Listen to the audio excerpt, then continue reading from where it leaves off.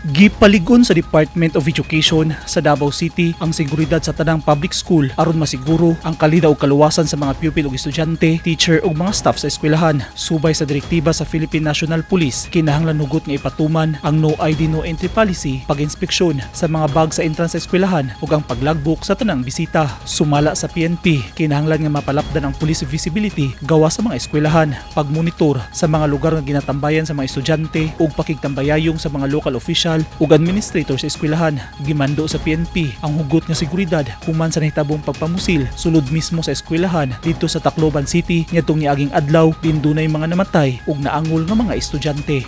Ang kapulisan more on visibility training ug ang kaning mga pagpatrolya. So nagtuan po jud ang ako ang regional director sa mga chief of police na bisitahon ang mga eskwelahan na under sa ilang area. Giawhagsab sa kapulisan ang mga learners nga mosumbong sa ilang ginikanan o teacher o galing gibuli aron maaksyonan dayon. Giklaro sa Davao City Police nga walay augmentation sulod mismo sa eskwelahan. Inay gidasig ang mga eskwelahan sa pagkontrol sa mga entry ug exit point nga limitado lang aron dili magamit sa mga buot mong sabotahe sa mga eskwelahan. Lakip sa rekomendasyon sa kapulisan sa eskwelahan nga magpahigayon sa unta ug mga drill dili lang mahitungod sa linog. Sa perimeter lang pa kay they're conducting patrol operation also. Pero as to augmentation goods doon sa school like pads, police assistance desk, wala ta na considering na daghan kayo ang atong eskwelahan o nga kulang ang atong kapulisan. So we focus actually sa dalan ang pag-assist sa mga bata sa pagtulog. That's why 6 a.m.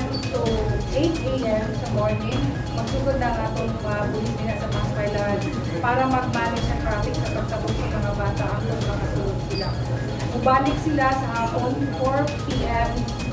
to 7 p.m. para sa pagpagawas ng traffic. Giuyunan sa mga ginikanan ang masugot nga pagpatuman sa seguridad sa mga eskwelahan aron dili na mahitabo og usab ang nahitabo dito sa Tacloban City. Uyon kikuha na mag-stricto gyud sila kay kanagod siya pas kuan mag nasa safety sa mga estudyante ug sa ginikanan po na gusto po ko ang seguridad sa eskwelahan nga stricto po sila para po sa mga bata ug akong anak po safety sa kanunay. As a parent, para sa seguridad sa mga bata sa eskwelahan, dapat maging stricto gyud sila sa gate, lalo na sa mga bag.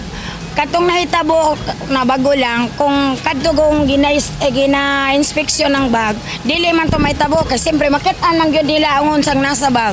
Hinuon sa Davao City, makita na ang presensya sa mga pulis gawa sa mga eskwelahan bisan sa una pa. Gawa sa mga pulis, doon na say mga enforcer nga mutabang sa mga magtutungha pasulod og paggawa sa eskwelahan panahon sa ting eskwela aron masiguro ang ilang seguridad hilabi na sa pagtabok sa kalsada.